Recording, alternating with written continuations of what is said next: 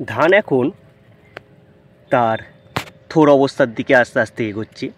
এই সময় ধানের যে পরিচর্যাটা মেন দরকার সেইটা হচ্ছে মাজরা পোকা বা পাতামোড়ানি পোকা দমনের থেকেও একটা ভালো মানের ফাঙ্গিসাইড স্প্রে করা। কারণ এই সময় ধানে যে মেন অ্যাটাকগুলো হয়ে থাকে সেইটা হচ্ছে ফাঙ্গাল অ্যাটাকগুলো হয়ে থাকে। তাই আপনারা চেষ্টা করবেন এই প্যানিক্যাল ইনিশিয়েশন মানে শীষের সূচনার পূর্ব মুহূর্তে একটা ভালো রকমের ফাঙ্গিসাইড দিয়ে ধানটাকে প্রোটেক্ট করতে। এখন থেকে যদি আপনি ধানটাকে প্রোটেক্ট করে রাখেন, ধানের মধ্যে ঝলসা বা ব্লাস্ট বা খোলা পচা এই সমস্ত জিনিসগুলো বা বসে যাওয়া রোগ, ধানের বিএলবি রোগ, এই সমস্ত রোগগুলো থেকে কন্ট্রোল করার জন্য আপনাকে বেছে নিতে হবে একটা ভালো মানের এবং বিশ্বাসযোগ্য ফাঙ্গিসাইড। তার সঙ্গে এই সময় মাজরা পোকা মানে খুব একটা অ্যাটাক করবে না, কিন্তু মাজরা পোকাকে আপনার থোর আসার আগে পর্যন্ত কন্ট্রোল করে রাখার জন্য একটা মাঝারি মানের একটা বেছে নেবেন কীটনাশক। দুটোকে মিশিয়ে আপনারা স্প্রে করবেন। চেষ্টা করবেন বেশি একসঙ্গে বিষ না স্প্রে করতে, এতে করে কি বিষের কার্যকারিতা তো কমবেই। অনেকেই বলে দেওয়া যাবে, আপনারা স্প্রে করতে পারেন, কিন্তু আপনারা এড়িয়ে চলবেন। আমরা চেষ্টা করবেন ভালো মানের একটা ফাঙ্গিসাইড এবং ভালো মানের একটা কীটনাশক স্প্রে করে দিলে মোটামুটি ধানকে আপনার আবার 20 থেকে 25 দিন আপনার প্রোটেক্ট করে রাখবে। আমরা স্প্রের জন্য বেছে নিয়েছি অ্যামিস্টার টপ। তো এই অবস্থায় ধানকে প্রোটেকশন করার জন্য একটা ভালো রকমের একটা ফাঙ্গিসাইড ব্যবহার করতে হবে। তাই এই ভালো রকম ফাঙ্গিসাইড অ্যামিস্টার টপের কাছে ধারে পাশে কেউ নেই। তো আমরা মোটামুটি একটু দামি এবং বিশ্বাসযোগ্য ফাঙ্গিসাইড নিয়ে নিয়েছি। তো আমরা এখন ধানে দেব 15 থেকে 20 ml এর মধ্যে অ্যামিস্টার টপ। তার সঙ্গে আমরা ব্যবহার করছি টাটা রিলিজের হচ্ছে কোরান্ডা ইনসেকটিসাইড। এই যে সাইফারমেথ্রিন 50% আছে, সরি ক্লোরোফারিফস আছে 50% এবং সাইফারমেথ্রিন আছে 5% ইসি ফর্মে আছে, দেখতেই পাচ্ছেন।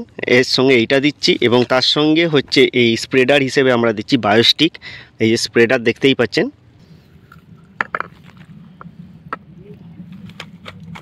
আর অবশ্যই যখন আপনারা বীজ দেবেন তখন আলাদা আলাদা করে মেপে আলাদা আলাদা করে স্প্রে করবেন।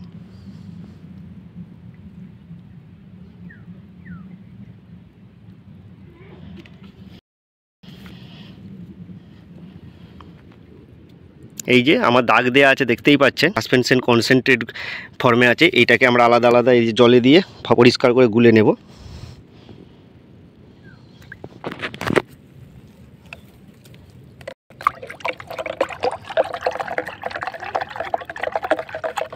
এই যে বিষের কম্বিনেশন, এই ক্লোরিফাইরিফস আর হচ্ছে সাইফারমেথিন, এটা বহু পুরনো দিনের কম্বিনেশন এবং চাষিরা বহুল প্রচলিত করে থাকে। এটা একটা মাঝারি দামের ঔষধ। আর এই ক্লোরিফাইরিফস হচ্ছে পোকার কী করে না, স্নায়ু কোষে সোডিয়াম চ্যানেলকে বন্ধ করে পোকাকে মরতে সাহায্য করে। আর সাইফারমেথ্রিন 5% যে ইসি ফর্মে আছে, এইটাও কোষে কী করে এনজাইম চ্যানেলকে বন্ধ করে যায়, তাতে স্নায়ুর যে কোষের সংকেত আদান প্রদান হয় সেইটাতে বন্ধ করে পোকাকে তর্পে মারে। যাই হোক, আমরা এই দুটো কম্বিনেশনকে বেছে নিয়েছি। আর এই সময় তো ধানের মাঝ বয়সে এই সময় কাণ্ড অনেক শক্ত থাকে, এখন বেশি পোকার আক্রমণ হয় না, তাই মাঝারি মানের কীটনাশক দিলেও চলবে।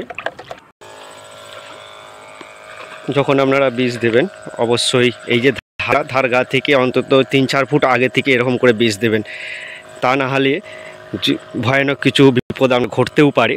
আর চেষ্টা করবেন এক সাইড থেকে বীজ দিয়ে যাওয়ার জমির যে কোনো, আগে চারপাশ দিয়ে দেবেন না। চারপাশ দিয়ে দিলে অনেক সময় কি হয়, যদি জমির মধ্যে কিছু থেকে থাকে তাহলে কি হবে না, সেটা ঘেরার মধ্যে পড়ে যায়। এই বিষের এক গন্ধই বলুন আর একটা এই যে পায়ের চলনের ফলেই বলুন, যদি কিছু থেকে থাকে সেগুলো জমির ভিতরের দিকে প্রবেশ করে যায়। তাই আপনারা চেষ্টা করবেন এক সাইড থেকে বীজ দিয়ে আসতে, যদি কিছু থেকেও থাকে সেগুলো আস্তে আস্তে সাইডের দিকে সরে আসবে। এইভাবে আপনারা প্রিকশন অবশ্যই নিজের মধ্যে নিয়ে রাখবেন। কিন্তু আপনারা যখন বীজ দেবেন অবশ্যই একটা ভালো রোদ ঝলমলে একটা দিনকে আপনারা বেছে নেবেন। যদি আবহাওয়ার পূর্বাভাস দেখেন যে বৃষ্টি হওয়ার সময় আছে, তাহলে বীজ দেওয়া থেকে এড়িয়েই চলবেন। কারণ এই যে বীজগুলো স্প্রে করছেন, বীজগুলো স্প্রে করে পাতার মধ্যে পড়ে যে বীজগুলো অ্যাবজর্ব হতে অন্তত 2.5 ঘন্টা থেকে 3 ঘন্টা সময় লাগবে।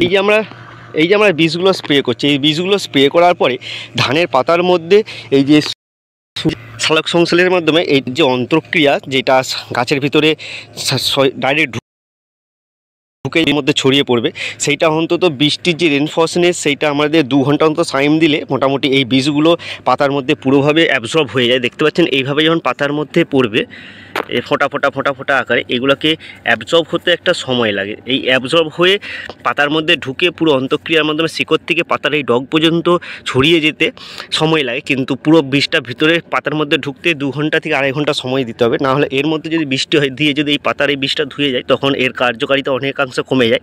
হয়তো দেখবেন 20% বা 30% কাজ হচ্ছে, বাকিটা ধুয়ে পড়ে গেছে। তো মোটামুটি তাই আপনারা ওয়েদার দেখে বীজ দেওয়ার চেষ্টা করবেন। যে সেই জন্যে আমরা এখন ধানে স্প্রে করছি, দেখতেই পেলেন কি স্প্রে করছি। তো মোটামুটি এইরকম একটা রোদ ঝলমলে দিনকে আপনারা বেছে নেবেন এবং চেষ্টা করবেন বীজটা দেওয়ার পরে অন্তত 2.5-3 ঘন্টা যেমন বৃষ্টি না হয়। 2.5-3 ঘন্টার মধ্যে যে বৃষ্টি হয় তাহলে কি হবে না, বীজের কার্যকারিতা কিছুটা হলেও কমে যাবে। আর আমরা এখন মোটামুটি সময়ে যদি এখন দেখি, এখন 10:30 বাজছে, তো আমরা এই জমিটা স্প্রে করে আর স্প্রে করব না। তাই বেশি রোদের মধ্যেও বীজ স্প্রে করা যাবে না, বা আপনার কারণ বিষের বেশি টেম্পারেচার বা টেম্পারেচারের মধ্যে বীজ স্প্রে করলে এই সমস্ত বীজ কার্যকারিতা অনেকটা অংশে কমে যায়। সেই জন্যে হালকা মানে বিকেল 3টের পরে এবং 10টা 10:30টার মধ্যে আপনারা বীজ স্প্রে করবেন জমিতে। ধান গাছের কালার দেখুন, কত সুন্দর ধান গাছের কালার, এবং এক একটা পাতা যে বেষ্টনীগুলো কত সুন্দরভাবে খাড়াভাবে দাঁড়িয়ে আছে। যদি লদলদে হয় তাহলে সেই ধানের গাছের ফলন কম হবে, কিন্তু এরকম যদি খোঁচাভাবে দাঁড়িয়ে থাকে তাহলে ঝড়ঝাপটাতেও পড়বে না এবং ধান যে পড়ে যাওয়ার সমস্যা সেটাও থাকবে না। এই হচ্ছে আমার ধানের ক্ষেত। ধানের ক্ষেতে আমরা সেভাবে কোনো পাতার মধ্যেও আমরা কোনো দাগ বা কিছু দেখতে পাচ্ছি না, তবে খোলা পচাও যদি দেখি একটু আধটু কমই লেগেছে জমিতে। দেখতেই পাচ্ছেন ভালো আমরা থাইফ্লুজামাইডের ওষুধ দিয়ে রেখেছি, আর এখন আবার দিয়েছি যে লেগেছে অল্প আধটু, আবার এই আমরা অ্যামিস্টার টপ দিচ্ছি। এগুলো দেখুন ধানের পাতা একদম চিকচিক করছে, কোনো রোগ বালাই নেই, এবং সবদিকে কালারটা দেখুন, কোনো গাঢ় সবুজ নেই, পুরো টিয়া পাখি কালারের মতন লাগছে ধানের পাতাগুলো। এইরকম বেশি নীল করলে কি হয়, পোকা আর রোগের আক্রমণ বেড়ে যায়। দেখতে পাচ্ছেন এই যে একটা আধটা পাতা এই যে ফেটেছে, এই পাচ্ছেন এটা কোনো রোগ নয়। দেখতে পাচ্ছেন এই পাতাটা ফাড়া হয়ে গেছে, হয় ঝরে বা হয়তো কোনো জমিতে নামতে গিয়ে এই পাতাগুলো ফাড়া হয়েছে। যদি এই রোগটা যেটা লাগতো বিএলবি, সেইটা হলে প্রতিটা পাতার ডগই শুকনা হতো, কিন্তু দেখতে পাচ্ছেন কোনো রোগ, কোনো ফাঙ্গাল অ্যাটাক আমি দেখতে পাচ্ছি না আমার জমিতে। মোটামুটি পরিষ্কার ধান আছে, আবার স্প্রে করে দিচ্ছি, সমস্ত জিনিস সব কেটে যাবে।